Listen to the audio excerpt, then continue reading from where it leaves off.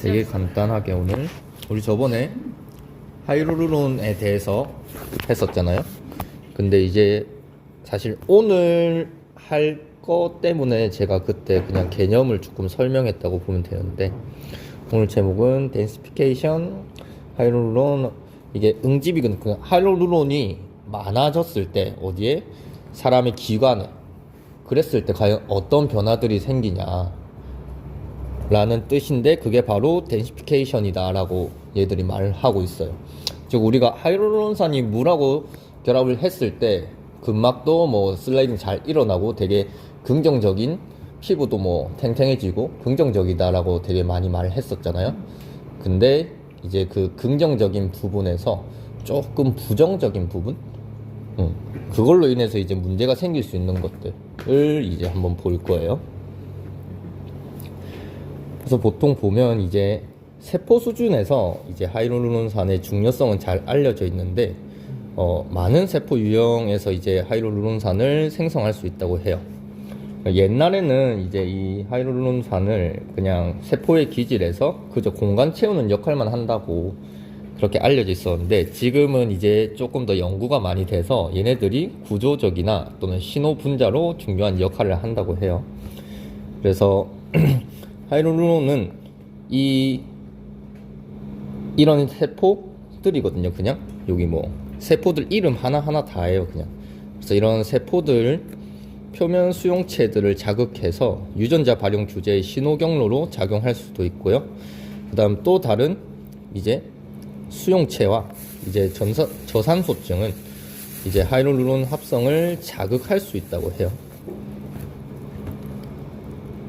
내가 찾아보는데 다른 것들은 이제 뭐 그냥 단백질 이런 거였는데, TSHR이 아마 갑상선 쪽일걸요? 이게 근데 그 용어랑 똑같은 건지 모르겠거든요.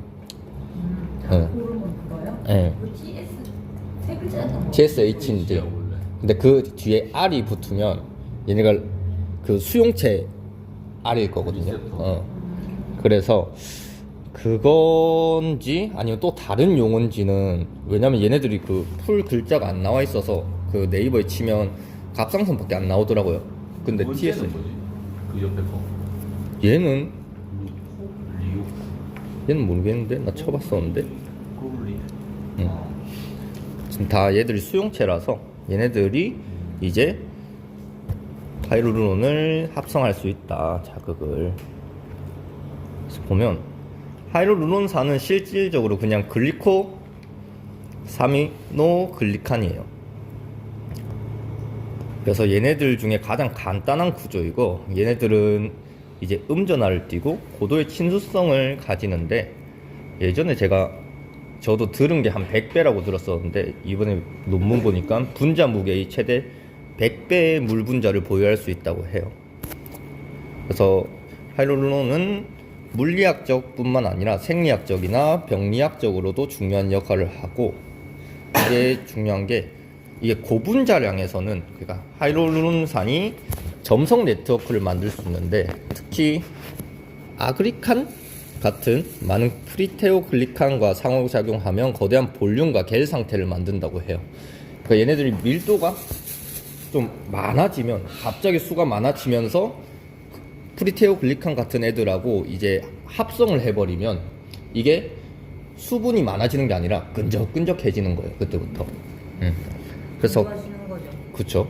그래서 거대해진 이제 하이루론은 프리테오글리칸과 결합된 HA 복합물들은 다른 콜라겐의 단백질들과 교차결합되어 조직의 강성을 증가시키는 초분자 구조를 형성한다고 하는데, 즉 이제 하이루론산이 그냥 굉장히 분자 자체가 커지거나, 또는 아니면 이제 아까 말했던 프리테오글리칸이랑 결합이 돼서 걔네들의 복합물이 되면 얘네들이 또 다른 단백질들하고 이제 또 결합을 한대요.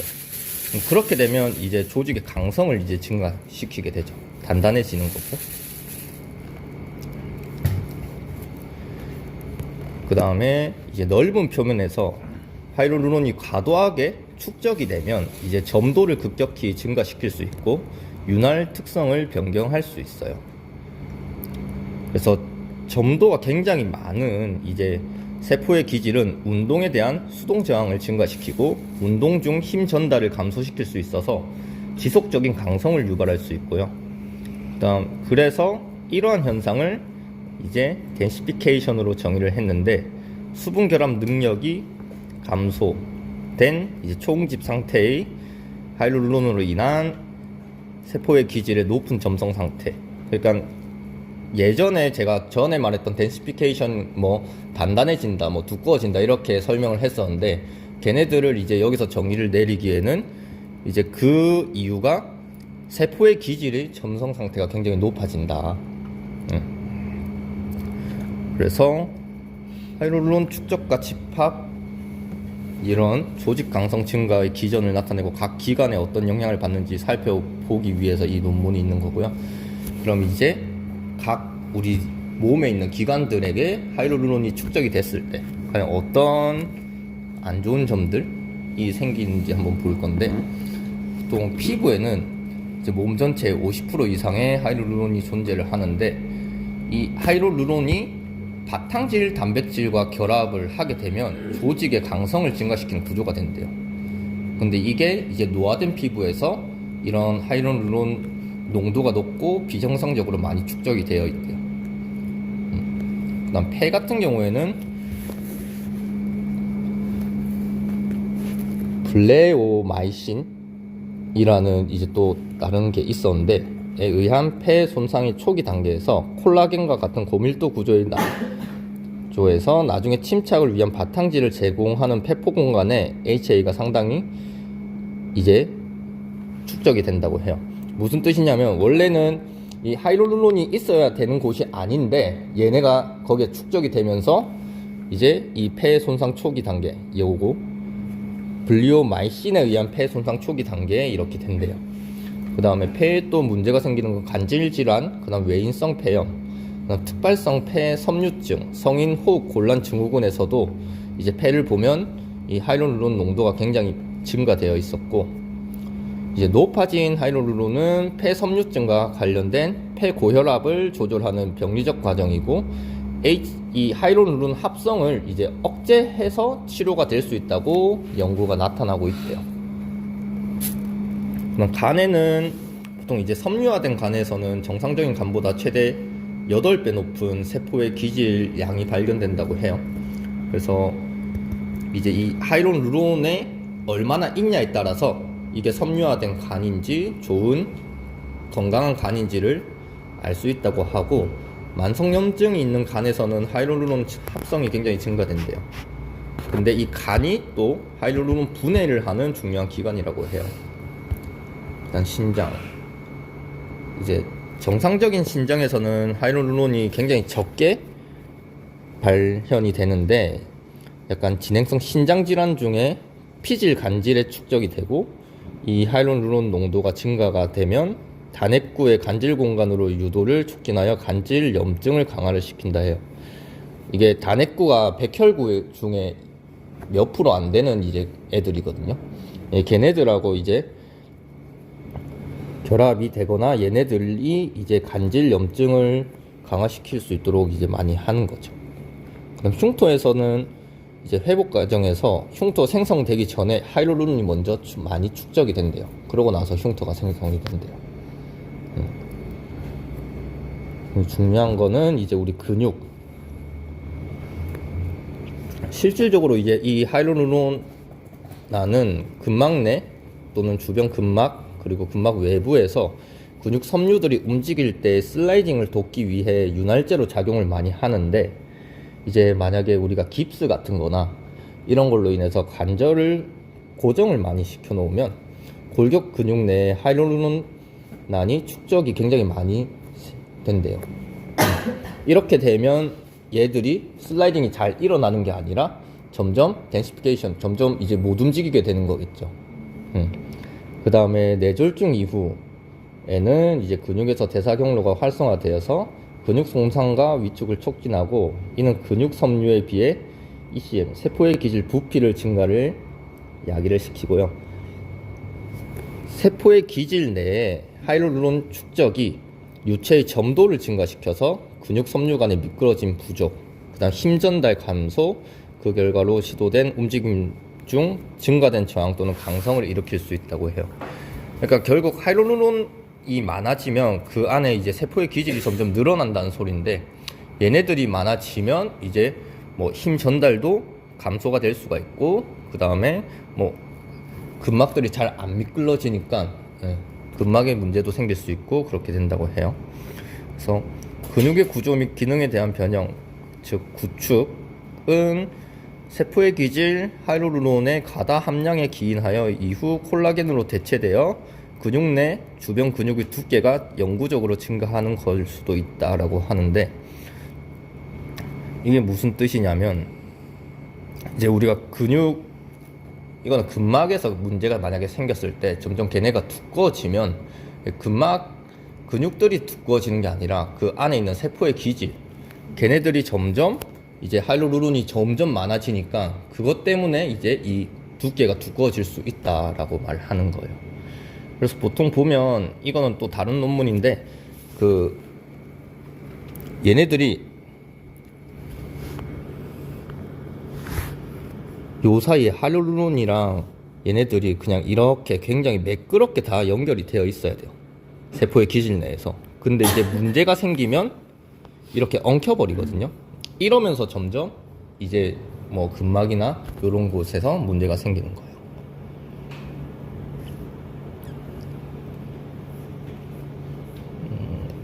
이게 제일 중요한 것 같은데, 그래프가 이거는 이제 보통 우리가, 제가 그때 덴시피케이션이랑 피볼로제이션 말했었잖아요, 섬유화랑. 섬유화가 염증이 생기는 거라 했잖아요.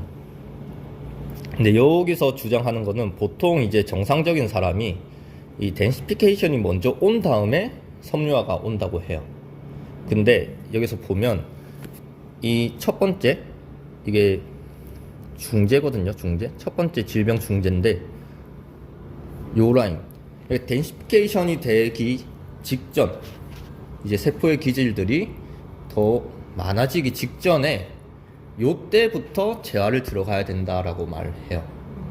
근데 얘네들이 덴시피케이션이 다 지나고 이제 염증이 생겨서 섬유화가 되고 나면 재활 시기가 굉장히 오래 걸린다라고 말을 하는 거고요. 그래서 요거를 알 수 있는 방법은 그 뭐 병원에 이제 뭐 그게 있대요. 이제 우리나라에 들어와 있는지는 모르겠는데, 얘네들이 그래도 이거는 이제 의학적으로 검사를 할 수 있으니까 그거를 통해서 이제 운동을 시켜라라고 하더라고요.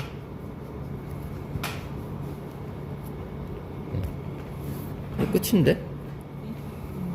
그 다음에 사실 제가 이것에 좀 관심 있는 게 없어서 그냥 우리 아버지가 회전근개 전체 다 파열돼 가지고 그냥 회전근개 쪽이나 볼까 하면서, 그 다음에 이두장두랑 이런 것들 조금 했었는데, 이거 되게 간단한 건데, 가는 게 나을 것 같은데? 아니 이건 갈 건데. 아. 아니 이거 되게 간단해. 몇 장 안 넣어놨어요. 그 앞에 거 한번 보자. 이거 그러면은 지금 앞에가 뭐지? 제일 처음에 유러리가, 뭐가? 노말. 노마리가. 정상. 거기서 다치고 나면은 정상이었는데 덴시피케이션까지 넘어가는데 요 기간은 어느 정도 걸리지? 이거는 알 수가 없나? 기관이 안 나오던데. 그거 알면은 좋긴 하겠는데 그 장비 살아 이 말이네. 그 장비로 그냥 검사해라 이거지. 판매처에서 만든 논문인가? 모르겠다. 다 알겠다. 이거 알 수 있는 거 싶어. 오케이. 그 다음 이거는 물리치료, 그냥 전통적인 우리 물리치료사 선생님들이 조금 많이 쓰는 것 같던데, 레이저를 통해서 이제 고유수용성 감각 훈련을 하는 거예요. 이걸 저도 저번 학기 때 이제 교수님 센터 갔을 때 이제 한번 봤었는데, 그래서 이제 만약에 우리 로테이터 커플을 부상을 당했을 때 이 상지에 있어서 고유수용성 감각을 이제 레이저로 어떻게 했는지 케이스 스터디거든요, 이 사람이. 그래서 그냥 간단히 보면 회전근개 기능 장애라고 하면 가장 흔한 어깨 병리로 일반 인구에서 발생률이 7에서 25%죠. 그다음 보존전 치료를 받은 후 18개월 이내에 61%까지 재발률이 보고된다고 해요. 그래서 이 회전근개는 본질적으로 불안정한 견갑 상완 관절의 동적 안정성에 중요한 역할을 하는데, 이 회전근개 손상이 있는 사람에게는 고유수용 능력 감소를 통해 나타나는 감각 운동계 기능 손상이 관찰되었다고 해요.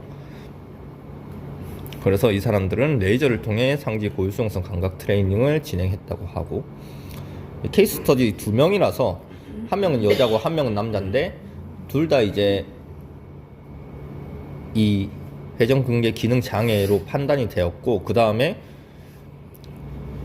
보통 이 고유수용 능력을 이제 측정을 할 때 약간 등속성 장비들로 좀 측정을 많이 하더라고요.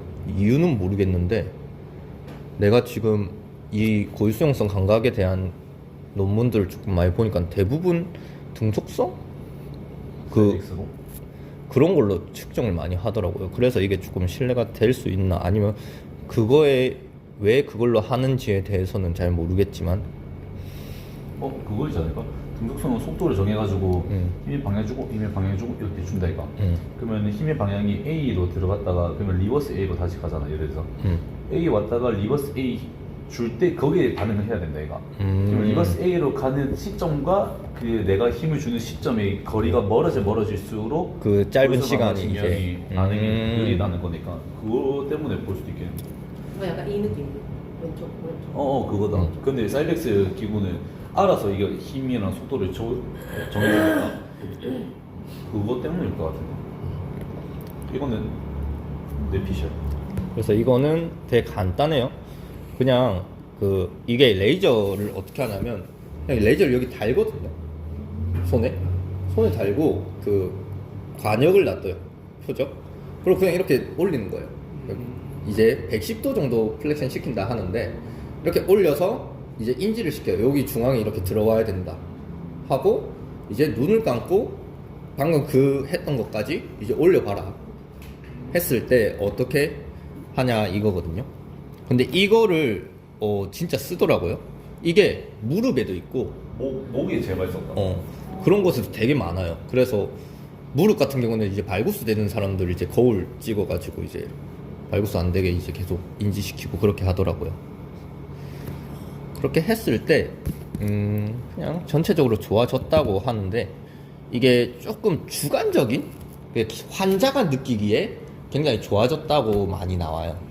그래서 설문지 같은 거 이제 아니면 활동 특정 기능 평가라고 있는데, 이것도 약간 그 환자가 설문지 같은 걸로 이제 수치를 매기는 거고, 그 다음에 뭐 통증 강도도 굉장히 주관적인 1에서 0에서 10까지.